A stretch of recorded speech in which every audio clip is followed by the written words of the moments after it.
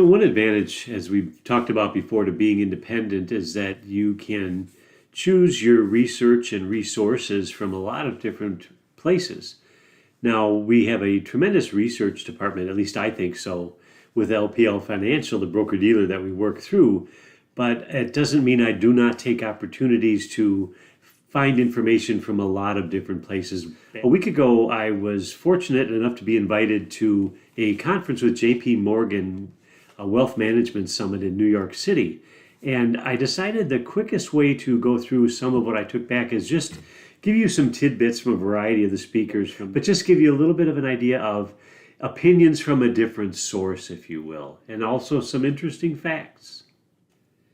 When discussing what they thought the odds were for a recession before the end of 2023, and this again was the week of the 13th, so since then we've had a few volatile days to say the least, but even at that time they thought that about a 50% chance in their opinion that we would have a recession before then might be surprising to some of you.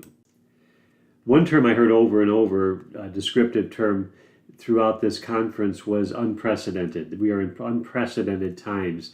That doesn't mean that they're bad, it just means that they're a little bit different. Some of the influences are a little different than we had before, so it's not always so easy to say, well, back 20 years ago we did such and such, and therefore it's a challenging time. I will say that they really look at very similar things to our research department at LPL when they're seeing volatility and really what are the fundamentals. They're looking at growth of the economy. What's the job market look like? What about inflation? What about the strength of the dollar? So it's the brick and mortar that's really important, not necessarily the fear and the greed. An interesting economic point, at least I thought, was we are actually just about back to where we were with the economy before the pandemic started. So where you might think we're way, way below, not really. We actually were there, down, back, and we're kind of at the same level. A couple of points about employment and also on consumer confidence. One, we're at a time now where there are two job openings for every unemployed person. And that may not be unprecedented, but it is rare. And another point I found interesting regarding consumer confidence, that historically when Americans get stressed, they spend more, which of course would help the economy. Another point I thought was valid was that there was some food inflation that was tied to all the fiscal stimulus money that we got. Food spending, real food spending, was up 10% from February of 2020 to October of 2021. In the last 6 months, real food spending actually has declined. One concern we all hear about the supply chain and how people have money but they can't buy stuff because people can't make stuff. One concern is that we're going to overdo it as far as manufacturers, that because of the fact that we were so far behind in having supply for people, there's a danger that too much stuff will be made. There was also a good session about life planning and living longer.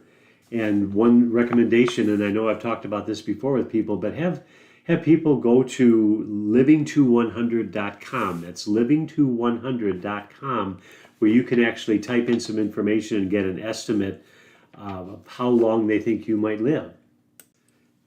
And in the same session is talking about life planning and living longer, planning for retirement. One comment was that people have more interest and spend more time in planning for vacations than they do for planning 30 plus years for retirement. And I don't disagree with that. And I guess that's something I need to work on to help change. One final piece that I got, a little historic reference I thought that was interesting, keeping things in perspective, that 7 of the best 10 days of the market were within 2 weeks of the worst. I'm going to say that again. 7 of the best 10 days in the market were within 2 weeks of the worst days. So I know things are a little bit tough, but I'm just saying that to maybe encourage you to hang in there. We do not know what the future will hold. We don't know when recoveries happen. So you want to be there when they do. Hope this helps. Hope you enjoyed my bouncing around a little bit with information I got from the fine folks at JP Morgan. and we'll see you next time.